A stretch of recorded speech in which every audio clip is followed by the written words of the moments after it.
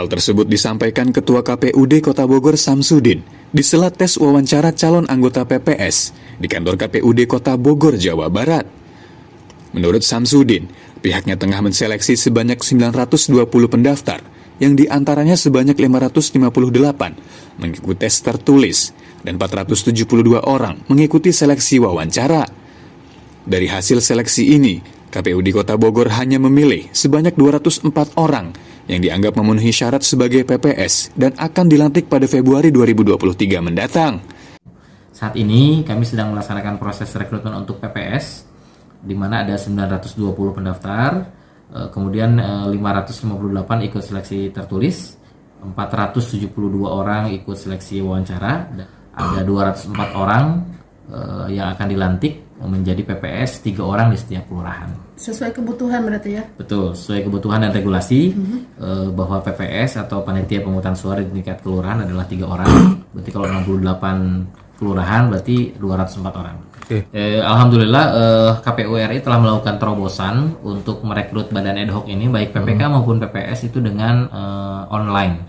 Jadi dengan sistem informasi yang bernama SIAKBA, ya, Sistem Informasi Anggota KPU dan Badan Ad Hoc. Sehingga setiap warga negara yang telah memenuhi syarat, apalagi nih ya melek IT, itu bisa punya kesempatan yang sama untuk daftar. Jadi semuanya pendaftaran melalui online dengan SIAKBA. Kemudian mereka setelah punya username dan password itu melengkapi berkas, menguploadnya ke SIAKBA, dan kemudian di hari yang telah dijadwalkan itu memberikan berkas aslinya ke KPU. Nah, setelah itu tahapan-tahapan berikutnya jelas ada seleksi administratif, seleksi tertulis, seleksi wawancara, dan nanti di akhir dengan penetapan. Karena mekanisme dan sistemnya online, animo masyarakat menjadi sangat tinggi, tidak terbatas hanya yang mungkin tahu dari kecamatan atau kelurahan saja, tapi yang anak-anak muda milenial yang melek medsos itu bisa melihat dan mengetahui dari medsos KPU Kota Bogor. Mungkin ada beberapa faktor. Yang pertama, saya lihat dari animo masyarakat, mereka adalah orang-orang yang dulu pernah punya pengalaman jadi penyelenggara. Jadi karena sudah punya pengalaman, mereka daftar lagi. Tapi ada juga sebagian besar yang mereka sama sekali belum punya pengalaman menjadi penyelenggara, karena ingin nambah pengalaman, nambah ilmu, akhirnya mereka daftar.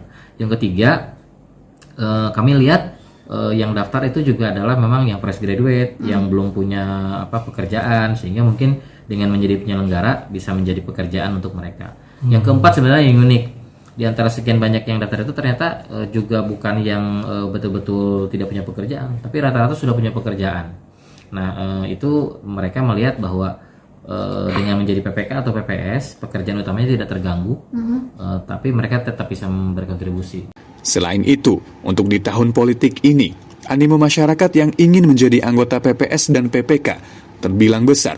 Bahkan dari jumlah tersebut, 50% calon anggota PPS merupakan generasi milenial. Dari Bogor, Jawa Barat, Tim Liputan melaporkan untuk Sinpo TV.